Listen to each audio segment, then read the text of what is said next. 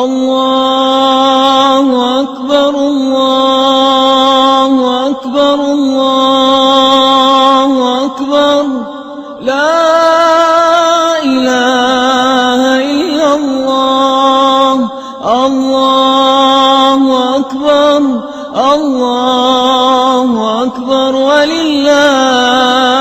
الحمد۔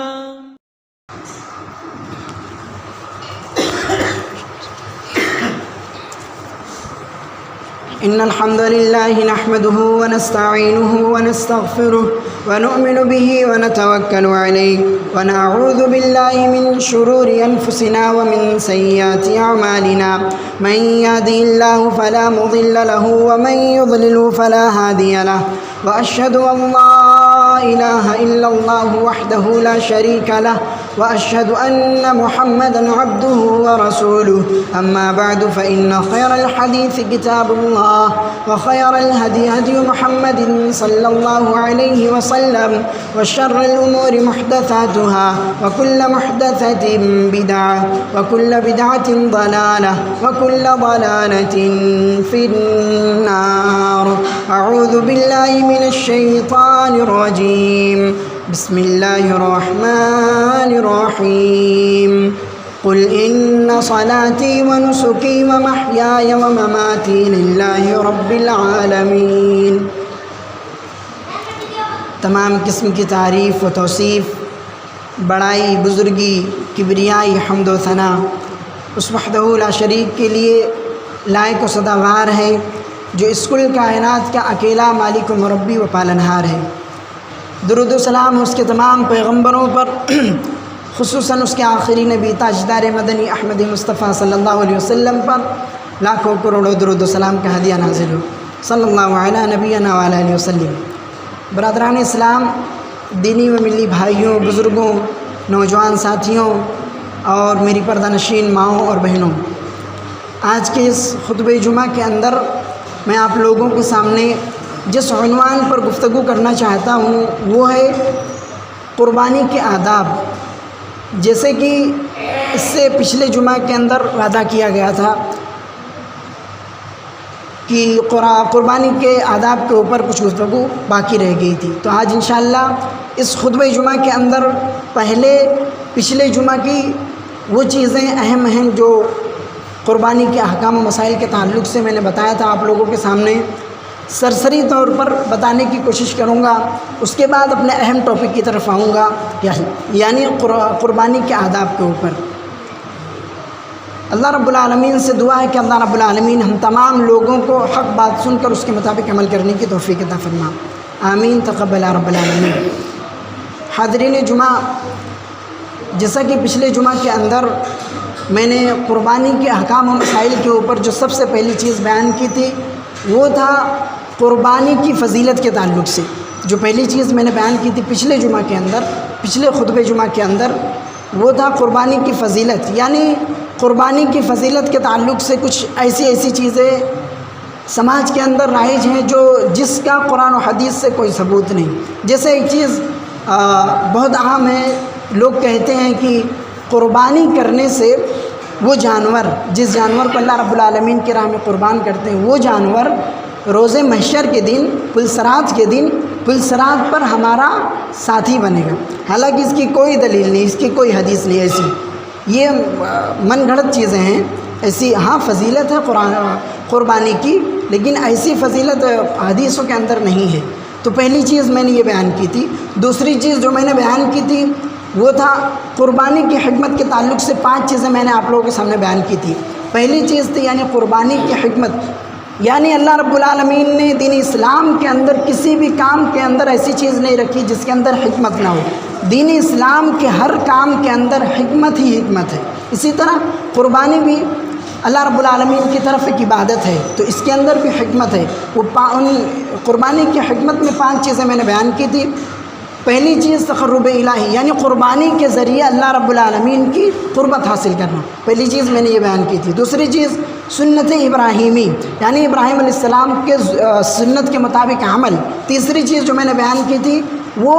اپنے اہل و اولاد پر کشادگی، یعنی ان پر جائز طریقوں سے خرچ کرنا، تیسری چیز۔ اور جو چوتھی چیز میں نے قربانی کی حکمت کے بارے میں بیان کی تھی وہ تھا غریبوں، مسکینوں اور یتیموں کے ساتھ ہمدردی، اچھا سلوک، اپنی خوشی میں ان کو بھی شامل کرنا، یہ چوتھی چیز تھی۔ اور پانچویں چیز جو میں نے بیان کی تھی وہ تھا شکر الہی، یعنی قربانی کے ذریعے اللہ رب العالمین کا شکر ادا کرنا، اللہ رب العالمین کا شکر ادا کرنا۔ اس کے بعد میں نے قربانی کی فضیلت کی کچھ دلائل آپ کے سامنے پیش کیے تھے۔ پھر اس کے بعد میں نے قربانی کی کچھ شرائط رکھے تھے، یعنی قربانی کرنے کی کچھ شرائط ہیں، شرط ہیں، اللہ کے رسول صلی اللہ علیہ وسلم نے بتائے، وہ شرط کو میں آپ لوگوں کے سامنے بیان کیا تھا۔ تو آئیے ہم سب سے پہلے اس چیز کو دیکھتے ہیں، یعنی جو سب سے پہلی شرط میں نے بیان کی تھی وہ تھا عقیدے کی درستگی، یعنی ایک انسان جو قربانی کا ارادہ رکھتا ہے اس کے لیے یہ چیز شرط ہے کہ وہ عقیدہ توحید والا ہو، اس کا عقیدہ درست ہو، کفر و شرک اور بدعات سے وہ پاک ہو۔ جو شخص قربانی کا ارادہ رکھتا ہے، پہلی چیز یہ قربانی کے لیے سب سے پہلی شرط ہے۔ دوسری شرط جو میں نے بیان کی تھی وہ یہ تھی کہ اگر جو شخص قربانی کا ارادہ کرتا ہے اسے چاہیے کہ وہ اگر ذوالحجہ کا چاند چڑھ جائے، یعنی چاند نکل آئے، چاند نکلنے کے بعد اپنے بال، ناخن وغیرہ نہ تراشے، نہ کاٹے۔ یہ دوسری شرط ہے قربانی کی، اس شخص کے لیے جو قربانی کا ارادہ رکھتا ہے۔ یہ دوسری چیز میں نے بیان کی تھی۔ اس کے بعد قربانی کے جانور، تیسری چیز جو بیان کی تھی وہ قربانی کے جانور کے بارے میں، یعنی جس جانور کو اللہ کے راہ میں ہم قربان کرنا چاہتے ہیں اس جانور کی کچھ کیفیت بیان کی تھی میں نے۔ پہلی چیز تو اس میں 5 چیزوں کو بیان کی تھی میں نے جانور کے تعلق سے، یعنی جس جانور کو اللہ کے راہ میں قربان کرنا چاہتے ہیں اس کے اندر 5 چیزیں میں نے بیان کی تھی۔ پہلی چیز کہ وہ بہیمۃ الانعام میں سے ہو۔ اب بہیمۃ الانعام کیا ہے، پچھلے خطبے میں مکمل طور پر وضاحت کر دی گئی تھی، پھر بھی میں بیان کر دیتا ہوں مختصر طور پر۔ بہیمۃ الانعام سے مراد بھیڑ، گائے، اونٹ، بکری، نر مادہ دونوں، یعنی اللہ رب العالمین نے سورہ انعام کے اندر 4 جانور کا ذکر کیا ہے۔ اب اس میں نر مادہ دونوں ہیں تو یہ 8 جانور ہو گئے، نر مادہ دونوں 8 جانور ہو گئے۔ تو یہ بہیمۃ الانعام، یعنی جس جانور کو اللہ کے راہ میں ہم قربان کرنا چاہتے ہیں وہ جانور بہیمۃ الانعام میں سے ہو، ٹھیک ہے۔ اور اس کے بعد جو میں نے ذکر کیا تھا وہ جانور شرعی محدود عمر تک ہو، یعنی وہ دانتا بھی ہو اور 1 سال مکمل کر چکا ہو۔ اور اس کے بعد جو میں نے بیان کیا تھا کہ قربانی کے لیے جس جانور کو ہم منتخب کر رہے ہیں وہ جانور 5 عیوب سے پاک ہو، اس جانور کے اندر 5 عیبوں میں سے اگر کوئی ایک عیب بھی ہے تو وہ جانور قربانی کے لیے درست نہیں ہے۔ اس میں سے جو پہلا عیب میں نے بیان کیا تھا وہ تھا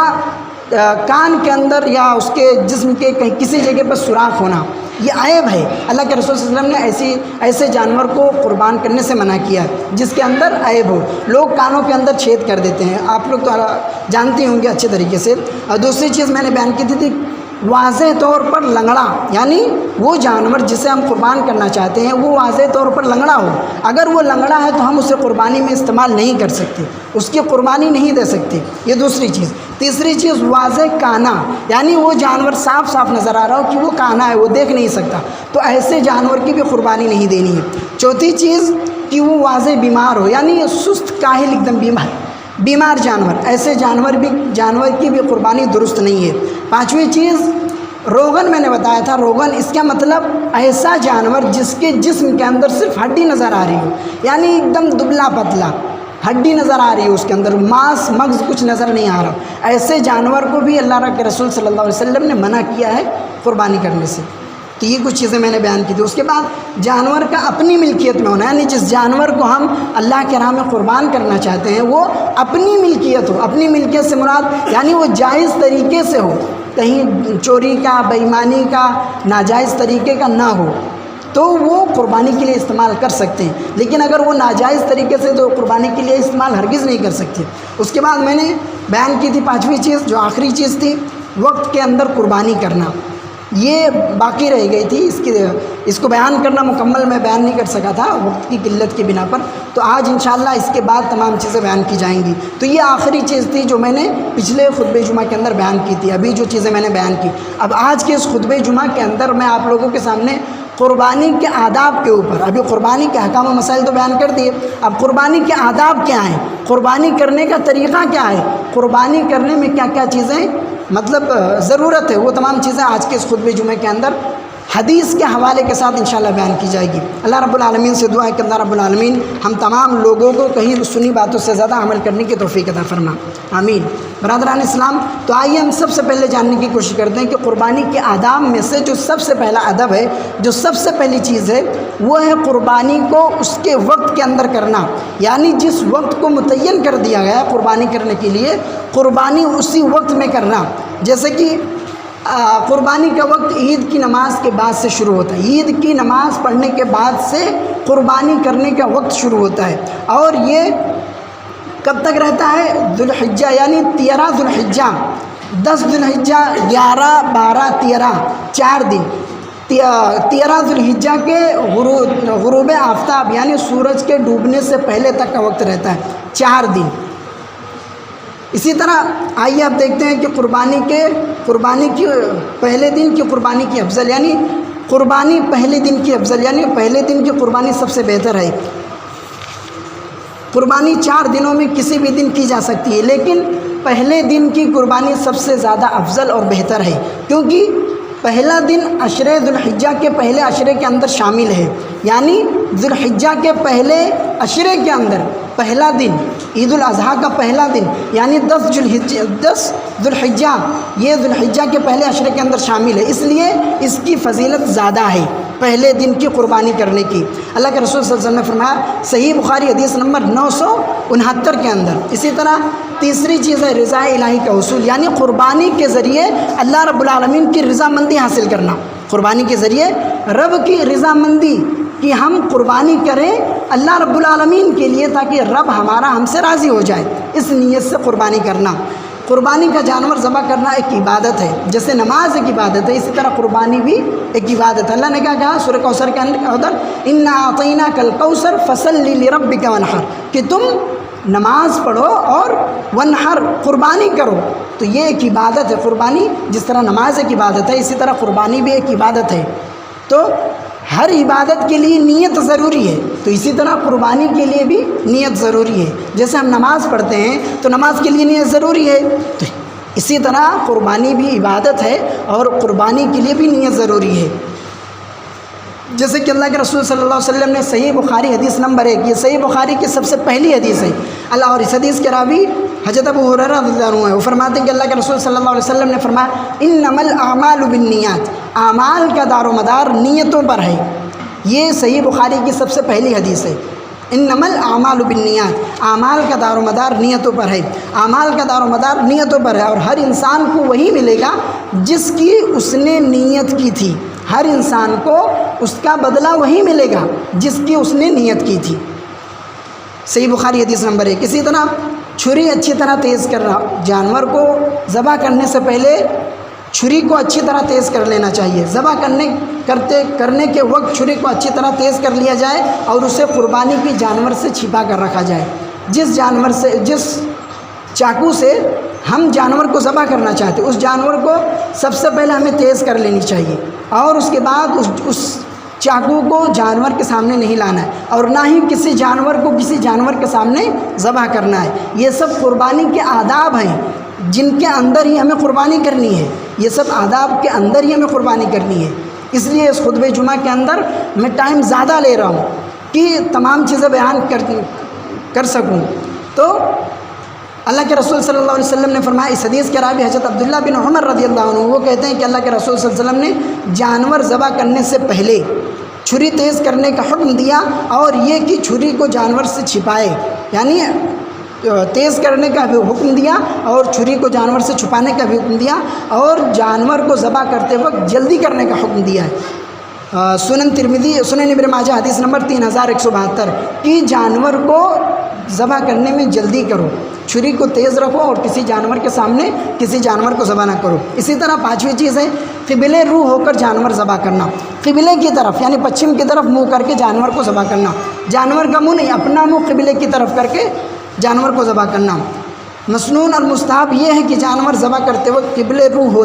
ہونا چاہیے۔ چنانچہ سیدنا جابر بن عبداللہ رضی اللہ عنہ بیان کرتے ہیں کہ اللہ کے رسول صلی اللہ علیہ وسلم نے عید کے روز 2 مینڈھے ذبح کیے، اللہ کے رسول صلی اللہ علیہ وسلم نے عید کے دن 2 مینڈھے ذبح کیے، دونوں کو ذبح آپ صلی اللہ علیہ وسلم نے اپنے ہی ہاتھ سے کیا، یعنی آپ صلی اللہ علیہ وسلم نے جانور کو ذبح اپنے ہی ہاتھ سے کیا اور اللہ کے رسول صلی اللہ علیہ وسلم نے دعا پڑھی اور جانور کو ذبح کیا۔ صحیح ابن خزیمہ حدیث نمبر 2899، اور اس کی سند بالکل صحیح ہے۔ اسی طرح چھٹی چیز ہے جانور کو لٹانے کی کیفیت، یعنی زمین پر جانور کو کس طرح لٹانا ہے، کس طرح لٹا کر اس کو ذبح کرنا ہے۔ تو جانور ذبح کرتے وقت جانور کو بائیں پہلو لٹائیں، جانور کو ذبح کرتے وقت جانور کو بائیں پہلو لٹائیں،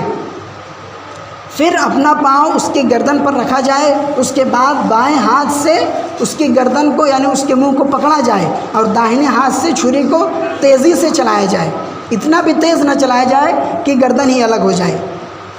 بس نس کٹ جائے، آدمی کو وہ ہو جائے کہ ہاں مطلب نس کٹ چکی ہے، اتنی تیزی سے چلائے۔ صحیح مسلم حدیث نمبر 1966۔ اور اسی طرح امام نووی رحمۃ اللہ علیہ مزید فرماتے ہیں کہ چھری ذبیحہ کے سامنے تیز نہ کی جائے اور نہ ہی ایک جانور کے سامنے دوسرے جانور کو ذبح کیا جائے۔ اسی طرح ایک جانور کو یعنی جس جانور کو قربانی کرنا چاہتے جس جانور کی، اس جانور کو قربانی کی جگہ پر گھسیٹ کر نہ لے جایا جائے،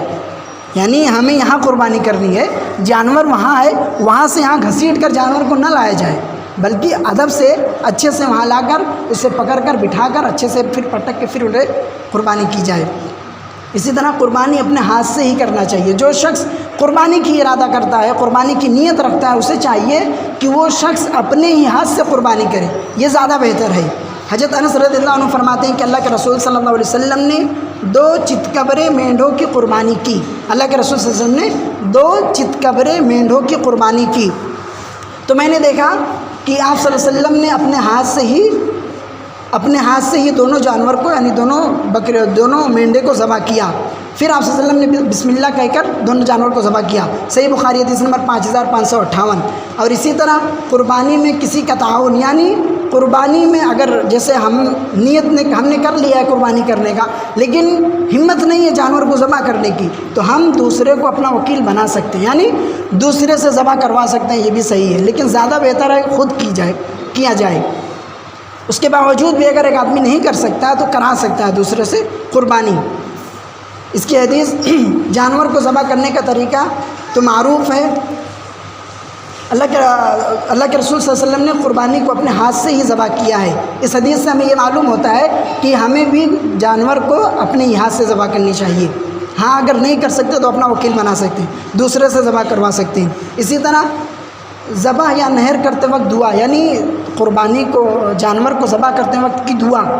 اللہ کے رسول حضرت انس بن مالک رضی اللہ عنہ فرماتے ہیں کہ اللہ کے رسول صلی اللہ علیہ وسلم نے 2 چتکبرے مینڈوں کی قربانی کی، تو میں نے آپ صلی اللہ علیہ وسلم کو دیکھا کہ آپ صلی اللہ علیہ وسلم نے اپنا پاؤں ان کے اوپر رکھا اور ان کی گردن کے جانب رکھے ہوئے ہیں، آپ بسم اللہ اللہ اکبر پڑھ رہے ہیں، اور اسی طرح آپ نے دونوں مینڈے کو ذبح کیا، یعنی بسم اللہ اللہ اکبر کہہ کر آپ صلی اللہ علیہ وسلم نے ذبح کیا۔ اور یہ بھی دعا اللہم منک ولک تقبل من، جس کے نام سے وہ ومن فلاں، یعنی جس کے نام سے اس کا نام لے کر یہ دعا پڑھ کر بسم اللہ اللہ اکبر کہہ کے ہم قربانی کر سکتے ہیں۔ صحیح بخاری حدیث نمبر 5558۔ اسی طرح مسلم کے اندر تھوڑا سا زیادہ ہے، تھوڑا الفاظ زیادہ ہے، اور اللہ کے رسول صلی اللہ علیہ وسلم نے فرمایا بسم اللہ اللہ اکبر، بس اتنا صرف زیادہ کیا مسلم کے اندر۔ صحیح مسلم حدیث نمبر 1966 کے اندر، یعنی دونوں جائز ہے، دونوں طریقے سے ہم قربانی کر سکتے ہیں، بسم اللہ اللہ اکبر کہہ کر بھی، اور جو دعا ہے اللہم منک ولک تقبل من یہ بھی، اور انی وجہت وجہی للذی یہ دعا بھی پڑھ کر، یعنی یہ تینوں چاروں دعائیں ثابت ہیں آپ صلی اللہ علیہ وسلم سے، آپ صلی اللہ علیہ وسلم نے تینوں طریقہ اختیار کیا، تو یہ تینوں طریقوں کے مطابق ہم جانور ذبح کر سکتے ہیں دعا پڑھ کر۔ اسی طرح عورت کا جانور ذبح کرنا، یعنی جانور کو عورت بھی ذبح کر سکتی ہے، عورت کا ذبیحہ جائز ہے۔ نافع رضی اللہ عنہ سے روایت ہے کہ انہوں نے کعب بن مالک رضی اللہ عنہ کے بیٹے کو سنا، وہ ابن عمر رضی اللہ عنہ کو بتا رہے تھے کہ میرے والد نے مجھے بتایا کہ ان کی ایک باندی سلا پہاڑ کی طرف بکریاں چراتی تھی، اچانک میں ان کی ایک بکری بیمار ہو گئی اور وہ اس حالت میں ہو گئی کہ وہ مر جاتی، تو وہ جو ان کی باندی تھی اس نے سوچا کہ میں اسے ذبح کر دوں، تو اس نے ایک پتھر لیا اور پتھر کو تیز کر کے اس جانور کو ذبح کر دیا، یعنی اس بکری کو ذبح کر دیا۔ پھر حضرت کعب بن مالک رضی اللہ عنہ کے پاس آئی اور سارا ماجرا انہوں نے بیان کیا، پھر حضرت کعب بن مالک رضی اللہ عنہ نے اپنے گھر والوں کو حکم دیا کہ اس کو نہ کاٹا جائے، یعنی اس کو بھی نہ کھایا جائے جب تک میں آپ صلی اللہ علیہ وسلم سے اس کے بارے میں سوال نہ کر لوں۔ پھر حضرت کعب بن مالک رضی اللہ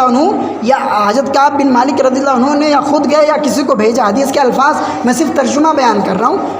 وہ گئے یا کسی کو انہوں نے بھیجا تو آپ صلی اللہ علیہ وسلم نے فرمایا کہ اس کا ذبیحہ جائز ہے، یعنی اس عورت کا ذبیحہ جائز ہے۔ اس حدیث سے یہ معلوم ہوا کہ اگر عورت ذبح کر رہی تو اس کا ذبیحہ جائز ہے، عورت کا ذبیحہ بھی جائز ہے۔ اللہ کے رسول صلی اللہ علیہ وسلم خود اپنے دور میں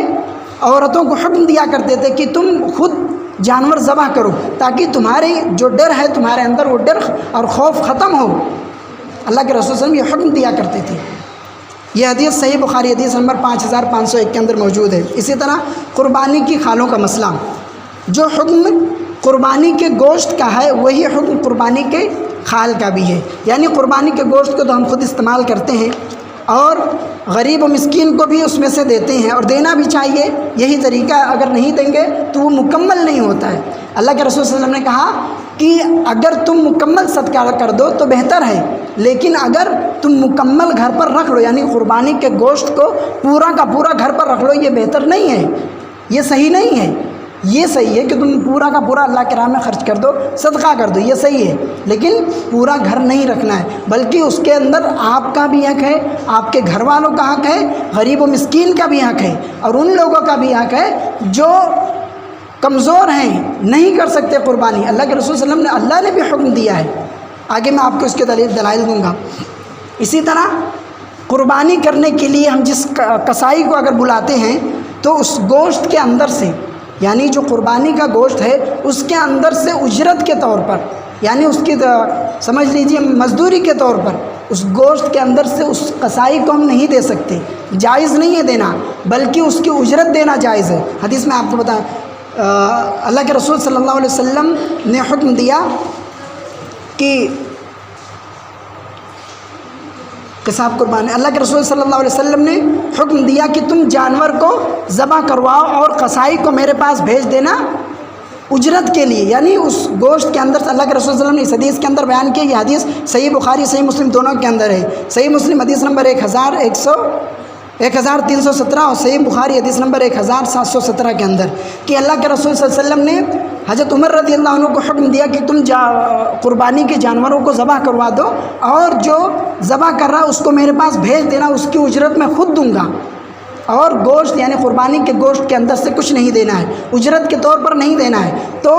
قربانی کے گوشت کے اندر سے ہم اسے، یعنی اس کی محنت بولتے ہیں، یعنی اس نے قربانی کی ہے، کھال اتارا ہے، بوٹیایا، تمام چیزیں کی ہے، پھر اس کو لوگ پیسے کی جگہ پہ اس کو گوشت دے دیتے، یہ جائز طریقہ نہیں ہے، بلکہ اس کی اجرت دے دو۔ ہاں اگر وہ قصائی غریب ہے، مسکین ہے، تو اس کو صدقہ دے سکتے ہو، اس قربانی کے گوشت میں سے صدقہ دے سکتے ہو، کب؟ اس کا اجرت دینے کے بعد، یعنی اس کا جو یعنی اس نے جو محنت کی اس کی مزدوری دینے کے بعد اس میں سے صدقے کے طور پر گوشت دے سکتے ہو، لیکن اجرت کے طور پر گوشت نہیں دے سکتے۔ اللہ کے رسول صلی اللہ علیہ وسلم نے اسے قطعاً منع کیا ہے۔ اسی طرح قربانی کے متعلق بعض دیگر مسائل اور ان کی وضاحتیں، آئیے سب سے پہلی چیز دیکھ لیتے ہیں کہ خصی جانور کی قربانی،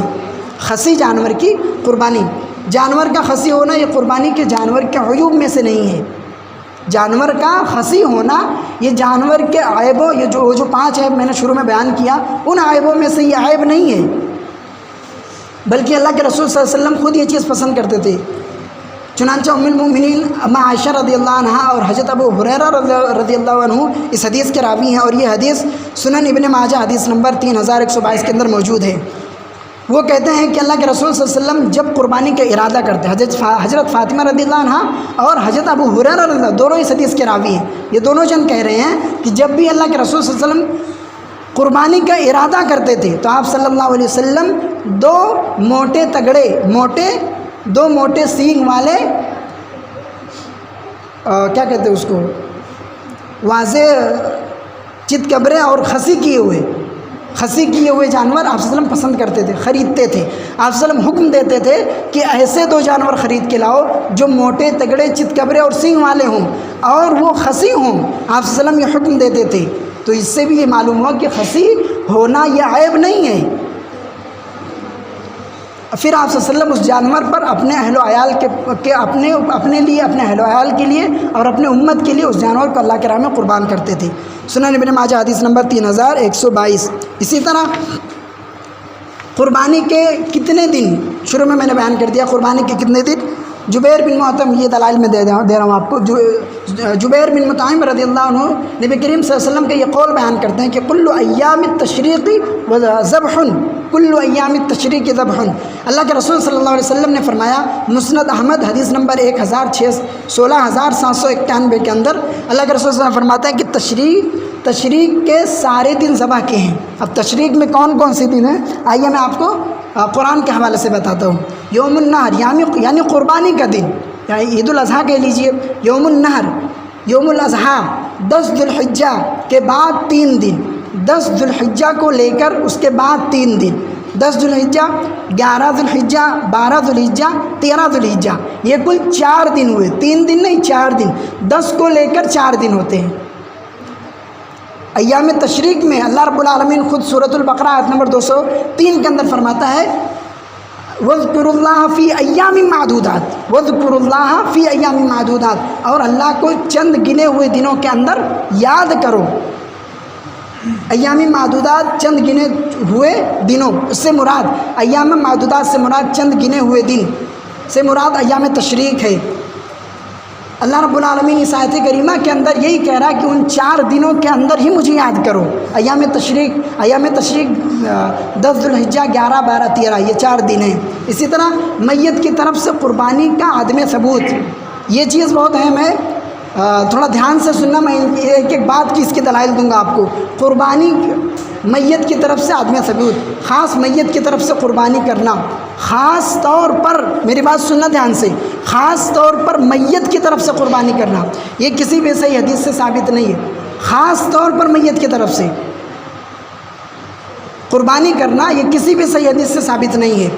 بعض اہل علم نے اس کا ثبوت میں مندرجہ ذیل حدیث کو ذکر کیا، یعنی کچھ ایسی حدیث ہیں جو میں آپ کو بیان کر رہا ہوں۔ حضرت عائشہ رضی اللہ عنہ سے روایت ہے کہ اللہ کے رسول صلی اللہ علیہ وسلم نے فرمایا، حکم دیا کہ سینگوں والا مینڈھا لایا جائے جس کے پاؤں، پیٹ، آنکھیں سیاہ ہوں، سو وہ آپ کے پاس لایا گیا۔ آپ صلی اللہ علیہ وسلم نے عائشہ سے فرمایا کہ چھری کو تیز کر لو، اور پھر چھری کو تیز کیا گیا، اور پھر اس کے بعد آپ صلی اللہ علیہ وسلم نے جانور کو زمین پر لٹایا اور خود اپنے ہاتھ سے اللہ کے نام سے بسم اللہ اللہ اکبر کہہ کر اپنے اور اپنے اہل و عیال کی طرف سے اور امت کی طرف سے اس جانور کو ذبح کیا۔ صحیح مسلم حدیث نمبر 1967 کے اندر۔ اسی طرح دوسری حدیث ہے حضرت سعید بن خدری رضی اللہ عنہ سے کہ وہ روایت کرتے ہیں کہ اللہ کے رسول صلی اللہ علیہ وسلم نے فرمایا، سینگوں والا ایک مینڈھا قربانی کیا۔ آپ صلی اللہ علیہ وسلم نے سینگوں والا ایک جانور قربان کیا اور اس پر اپنی گھر کی طرف، اپنے گھر والوں کا، اپنا اور اپنے امت کے ان لوگوں کا نام لیا جس کے پاس اتنی استطاعت نہیں تھی، اتنی طاقت نہیں تھی کہ وہ جانور لے کر قربانی کر سکے، تو اللہ کے رسول صلی اللہ علیہ وسلم نے ان کی طرف سے قربانی کی، یعنی امت کے اندر وہ شامل ہیں۔ ہاں یہ چیز ہے، اگر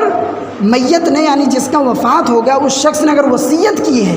کہ میرے مرنے کے بعد تم قربانی کرنا، تو واجب ہے کرنا، تم میت کی طرف سے قربانی کر سکتے ہو، لیکن خالص میت کی طرف سے یعنی صرف اور صرف میت ہی کی طرف سے قربانی کرنا یہ کسی بھی صحیح حدیث سے ثابت نہیں ہے۔ ہاں اس سے افضل طریقہ یہ ہے کہ گھر کے اس فرد کے نام سے کریں جو شخص گھر کا ذمہ دار ہے، گھر کا بڑا ہے، گھر کا مالک ہے، اگر اس کے نام سے قربانی ہوتی ہے تو اس کا اجر، اس کا ثواب مکمل تمام لوگوں کو پہنچے گا۔ اب جو مر گئے یعنی جو اس دنیا سے جا چکے وہ بھی گھر کے اندر شامل ہیں، وہ بھی ہمارے نسل کے اندر شامل ہیں، تو ان کو بھی مکمل اجر ملے گا، لیکن خاص میت کی طرف قربانی کرنا، میت ہی کے نام سے صرف قربانی کرنا یہ کسی بھی صحیح حدیث سے ثابت نہیں ہے۔ اور یہ حدیث مسند احمد حدیث نمبر 1521 کے اندر موجود ہے کہ میت خاص میت کی طرف سے جانور ذبح کرنے کا آپ صلی اللہ علیہ وسلم نے حکم نہیں دیا تھا، بلکہ آپ صلی اللہ علیہ وسلم نے امت کے ان لوگوں کی طرف سے قربانی کی تھی جو قربانی نہیں کر سکتے تھے، جن کے پاس طاقت نہیں تھی، اتنی پیسہ نہیں تھا کہ وہ جانور لے کر قربانی کر سکیں۔ اسی طرح گوشت کی تقسیم، قربانی کرنے کے بعد گوشت کی تقسیم، آئیے دیکھتے ہیں اللہ رب العالمین کیا فرماتا ہے۔ اللہ رب العالمین سورۃ الحج آیت نمبر 28 کے اندر فرماتا ہے، کلوا منہا واطعموا البائس الفقیر، کلو منہا واطعموا البائس الفقیر، اللہ رب العالمین سورہ حج کے اندر فرماتا ہے پس ان میں سے کھاؤ، یعنی اللہ کے راہ میں جو تم نے قربان کیا اس میں سے کھاؤ اور تنگ دست کو بھی کھلاؤ، خود بھی کھاؤ اور تندرست یعنی جو غریب ہیں، مسکین ہیں، جو قربانی نہیں کر سکتے ان کو بھی کھلاؤ، اس کے اندر ان کا بھی حق ہے۔ دوسری دلیل کلوا منہا واطعموا القانع والمعتر، یہ بھی سورہ حج آیت نمبر 36 ہے۔ اللہ رب العالمین فرماتا ہے کہ تم ان میں سے کھاؤ اور قناعت کرنے والے، سوال کرنے والوں کو بھی کھلاؤ، خود بھی کھاؤ اور دوسروں کو بھی کھلاؤ۔ اور رسول صلی اللہ علیہ وسلم نے اور اللہ کے رسول صلی اللہ علیہ وسلم کی حدیث ہے فَكُلُوا وَادْخِرُوا وَصَدُّوا، بس تم کھاؤ اور ذخیرہ کرو اور صدقہ کرو، کھاؤ بھی اور کچھ رکھو بھی اور کچھ صدقہ بھی کرو، اللہ کے رسول صلی اللہ علیہ وسلم نے کہا۔ صحیح مسلم حدیث نمبر 1971۔ اسی طرح قربانی کا گوشت اگر سب صدقہ کر دے تو بہتر ہے، اور اگر سب گھر رکھ لیں تو یہ بہتر نہیں ہے، جو میں بیان کر چکا ہوں۔ اسی طرح جو شخص قربانی کی استطاعت نہیں رکھتا، قربانی کی طاقت نہیں رکھتا لیکن نیت ہے اس کی، قربانی کی طاقت تو نہیں ہے اس کے اندر، اتنا مال و دولت نہیں ہے کہ وہ جانور لے کر قربان کر سکے، اور اس کے پاس بھی جانور نہیں ہے، تو اس کے لیے اللہ کے رسول صلی اللہ علیہ وسلم نے کیا فرمایا، یہ دیکھتے ہیں۔